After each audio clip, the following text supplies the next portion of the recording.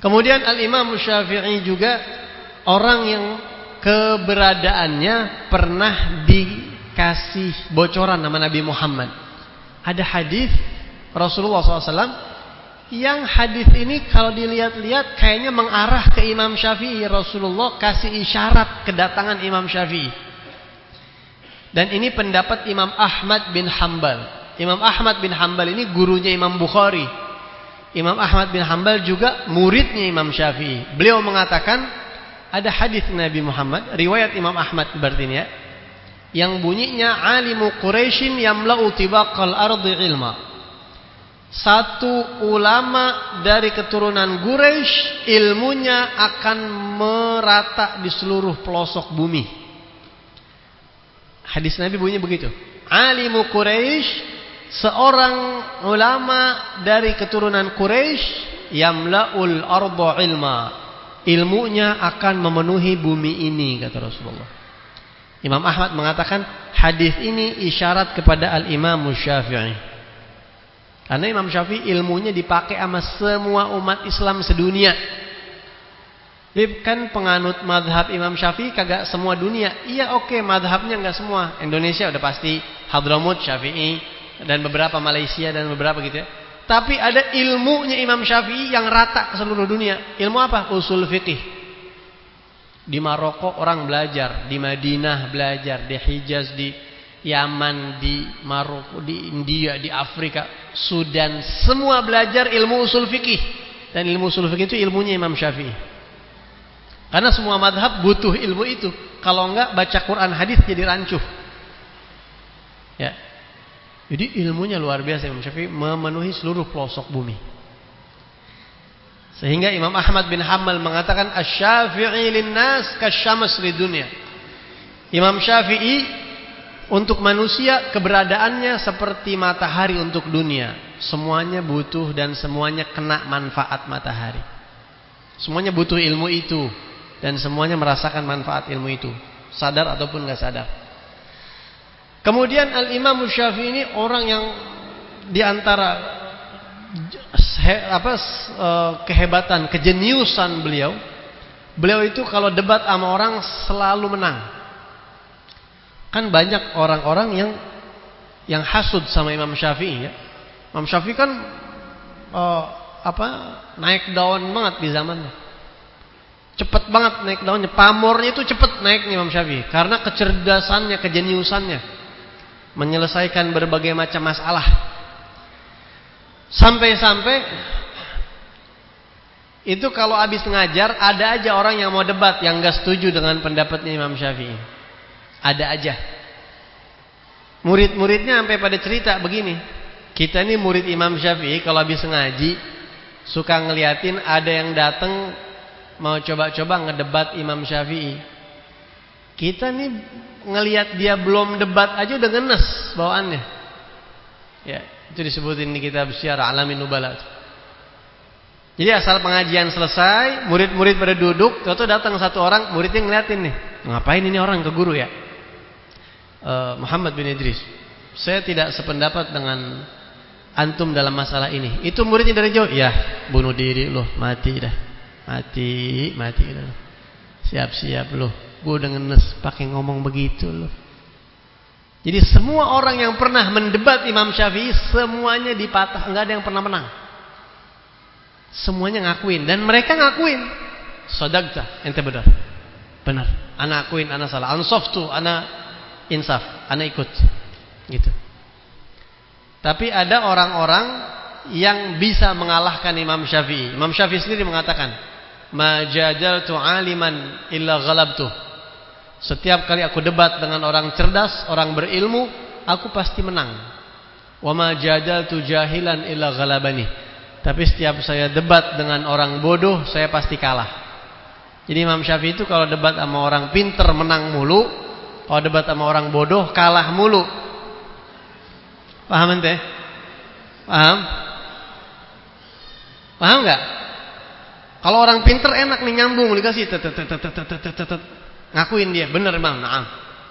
Tapi kalau orang bodoh, ini begini, tapi kagak bisa begini, ini kagak begini. Ya udah, gua ngalah dah, puyeng gua ngadepin lu. Lu menang ya, dah lu menang dah. Gua capek ya. Lu menang dah. Mendingan gua ngaku kalah daripada gua capek ngadepin lu. Begitu kira-kira. Kalau bahasa kitanya begitu kira-kira. Kita juga kadang-kadang begitu ngadepin orang, ya. Oh iya ente bener dah. Saking udah pusing ya kita udah nggak mau lama-lama, ada iya aja dah udah iya. Begitu. Imam Syafi'i sendiri begitu katanya. Dan Al-Imam Syafi'i ini adalah orang yang sangat terkenal kecintaannya kepada Ahlul Bait. Ya, muhibbin banget Imam Syafi'i ini. Ya, beliau mendirikan madhab Imam Syafi'i di Baghdad. Kemudian dari Baghdad beliau pergi ke Mesir karena fitnah pada saat itu, fitnah penguasa. Beliau hijrah ke kota Mesir dan sampai meninggal di Mesir. Makamnya di Mesir. Mudah-mudahan kapan-kapan kita bisa ziarah.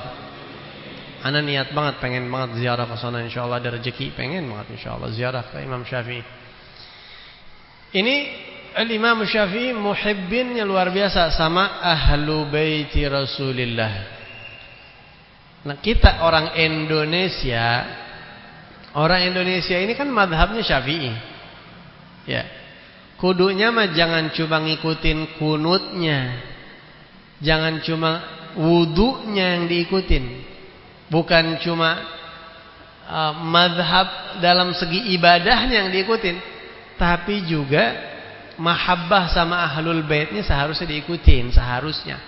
Makanya aneh kalau ada orang katanya madhab Syafi'i tapi ama habaib benci, ama keturunan Nabi benci. Lu ikut Syafi'i yang mana lu? Rasa-rasanya ini bukan Imam Syafi'i yang onoh, rasa-rasanya ini Syafi'i mana tahu ini. Ya, ama ahlul bait, ama habaib musuhan. Ikut madhab Syafi'i yang mana?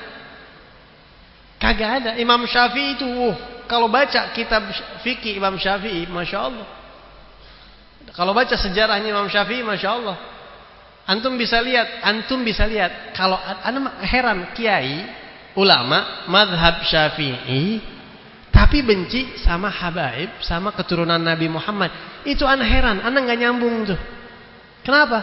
Dia pasti belajar kitab paling kecil itu Safinatun Najah tuh. Itu fikih madhab Syafi'i, kitab Safinatun Najah. Di situ disebutin bahwa sunnah ab'ad, ya,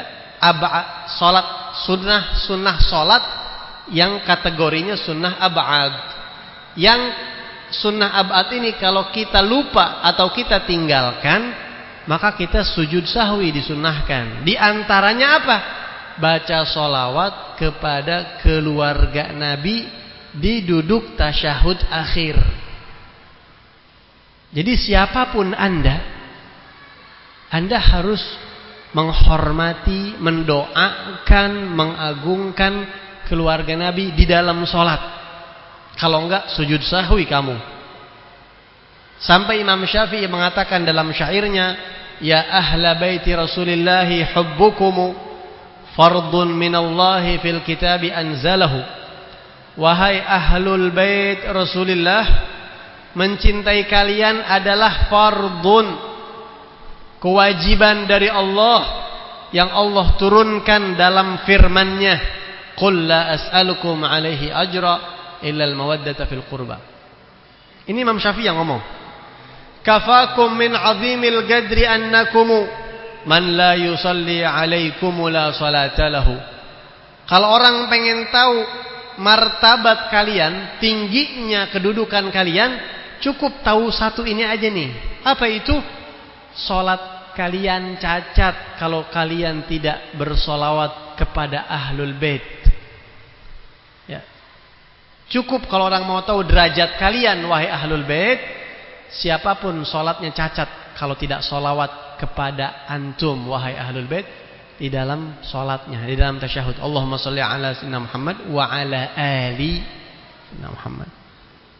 Nah, terus bagaimana di dalam salat wa ala ali, tapi setelah salat musuhin, ngatain? Bagaimana tuh? Bagaimana tuh? Ya, Anda nggak ngerti itu, nggak habis pikir. Dan Imam Syafi'i luar biasa, cintanya sama Ahlul Bait luar biasa, sampai dituduh Syiah beliau. Ya, sampai dituduh Syiah Imam Syafi'i. In kana rafdan hubbu ali Muhammadin falyashhadi thagalan anni rafidhi. Tapi Imam Syafi'i juga cinta kepada sahabat Nabi, Sayyidina Abu Bakar, Sayyidina Umar, dituduh nasibi. Nasibi itu yang benci habaib, yang benci Ahlul Bait. Ya. Seperti Wahabi begitulah, kira-kira kan kurang suka sama Ahlul Bait kan begitu. Syiah anti sahabat Nabi, gila sama Ahlul Bait. Wahabi gila sama Ahlul Bait, anti sahabat, gila sama sahabat, anti sama Ahlul Bait. Imam Syafi'i kalau lagi nyebut-nyebut Sayyidina Abu Bakar, dibilang wah nasib ini anti Ahlul Bait. Lagi nyebut-nyebut Ahlul Bait, wah Rafidi Syiah nih. Kata Imam Syafi'i, terserah lu dah pada. Gua mau dituduh apa kayak terserah. Tetap saya akan pegang jalan saya ini.